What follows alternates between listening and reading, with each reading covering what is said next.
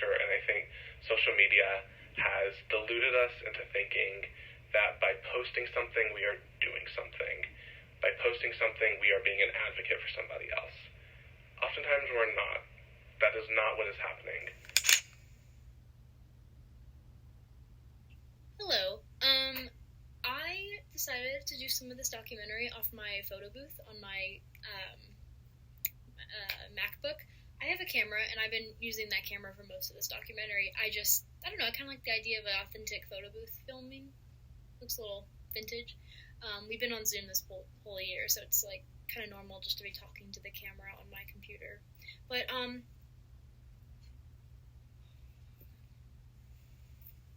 cancel culture is not new. Famous or not, people have been getting canceled for a long time.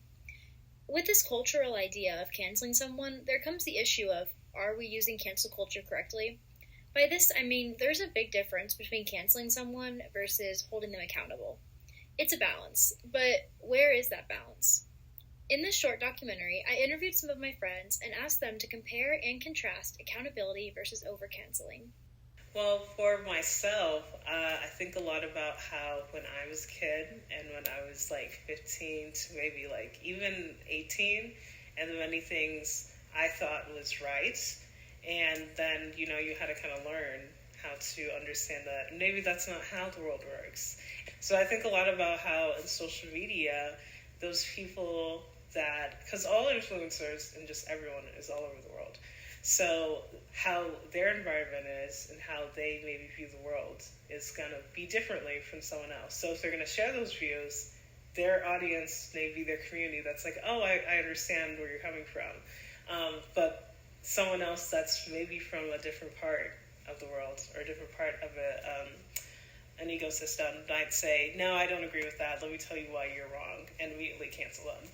So in that sense, that can get kind of, I feel like it doesn't get useful because you just told the person flat out, I don't agree with you and you're wrong, without explaining why.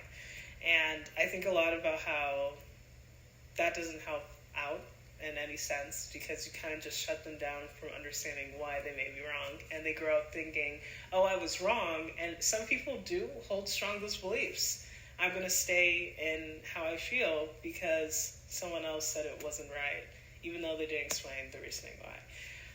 But in famous people's sense, when you talk about what they do when they're younger and they have, let's talk about James Charles. That's basically what I think it is, because James Charles, he talked to underage children while he was a big influencer and basically grooms them and he manipulated them into doing what he wanted to. So I feel like that changes the whole conversation entirely, because he kind of knows that he's famous and people canceled him because you should already know that is wrong. You shouldn't be using underage children and their own knowledge of not even being aware of the world. So I think that's where cancel culture came into play as well. Also, Shane Dawson. He also had that same issue, and I think he also should be canceled for that because he's older, so he should understand. But accountability, when you know someone, makes it a big difference from when it's just like someone online and they kind of just were like, you don't agree with me, I'm going to tell you you're wrong. So that's never right. Mm-hmm. Those are my words. I think of cancel culture kind of as a perversion of accountability. I think it's often used by people that feel as though using social media is the highest form of activism, of advocacy for marginalized groups.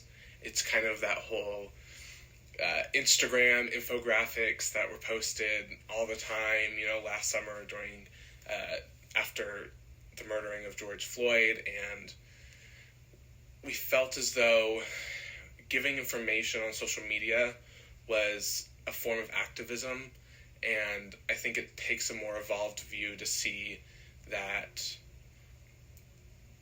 canceling someone, kind of this mob mentality that we get on social media and the fact that social media thrives off of anger and divisiveness, it's a problem, and it's not helpful in situations. There are times when canceling someone is warranted, and you think of Kevin Spacey or someone that's committed actual crimes, and they were canceled, but really they were taken to task for the actions that they committed in a legal sense, but also by their peers, right? Because having 10,000 people talk about you on Twitter isn't going to have an impact like these big producers and big directors taking a stand against you, making public statements, and saying they're no longer going to work with you. We react in the same way for someone when they're a 12-year-old posting a video of them saying something racist or sexist or homophobic, etc., and someone that's committed actual crimes and has raped or sexually assaulted somebody. And there's clearly a problem with that. They are not the same thing, and we should not treat them as the same thing. But we get into this mob mentality, and we have, hashtag Taylor Swift is over party trending because of something with Kanye West. I can't tell you. But so many people joining in on this. It takes a lot of people to get something trending across the entire country on Twitter. It is an amazing feat to have a hashtag you are over party. And it's like, okay, we had that with Taylor Swift. We've had that with Kanye as well. We've had that with, Ansel Elgort. And, those two situations are not the same. Why do we treat them the same? Why do we act as though tweeting about somebody is causing a difference, is making a difference? It's not. Sure, it's bringing awareness, but instead of treating them the same way, we should use these cancellations as an opportunity to educate and talk about serious issues, and not just tweet something with 120 or 280 characters and expect that to be anything other than a tweet that goes into the ether and that nobody is going to see. So I think cancel culture and I think social media has deluded us into thinking that by posting something we are doing something. By posting something we are being an advocate for somebody else. Oftentimes we're not. That is not what is happening. We are maybe informing someone of something, but we're not actually making a difference. And I think it's a really delicate line, because having 100,000 people talk about how much they hate you and how they think you're a horrible human being must feel terrible. It must have a very detrimental effect on someone.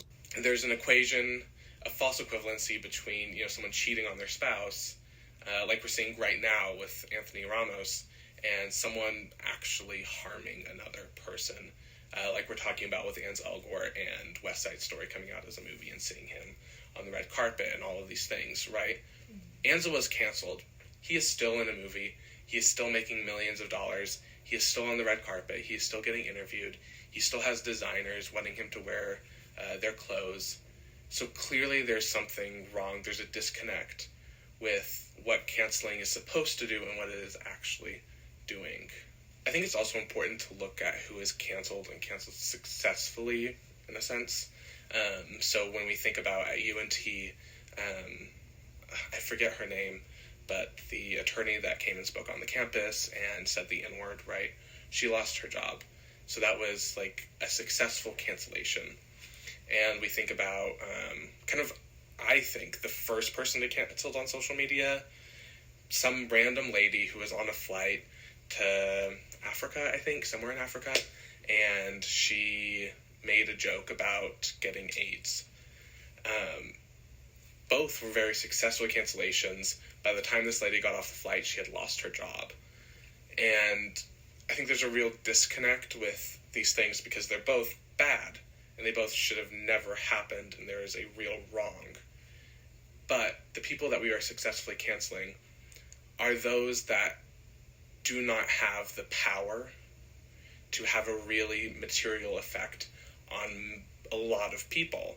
You know, they are not the, bourgeoisie exploiters of the world. Like, why haven't we successfully canceled Jeff Bezos, I mean, working conditions are horrible at Amazon, but he has a bunch of money, so we know it doesn't matter. And I think sometimes we go after these smaller fishes that are, these smaller fish that can't do as much harm, because we know that at the end of the day, the threat of cancellation is kind of a flaccid threat. It can't do that much, except for people that are already vulnerable to losing their jobs, to having their income cut. I think that's a real other issue. And that doesn't mean that there shouldn't be consequences, and that doesn't mean that there shouldn't be, that they shouldn't lose their job, right? I absolutely support that the woman who said the N-word on our campus lost her job because it was wrong, it was irresponsible, she was acting in an official role for the university and our system, and she did something inappropriate on her job, and she probably violated her contract, and that is grounds for termination, absolutely. And it shouldn't be something that we gloss over. We should look it head on and talk about why it's wrong and advocate for her removal, but also acknowledge the fact that we are changing the course of someone's life. We are affecting how they are going to be able to support themselves, support their family, put food on the table, have a roof over their head. And it's a real power that we have for the small man, but it is no power we have for the big fishes.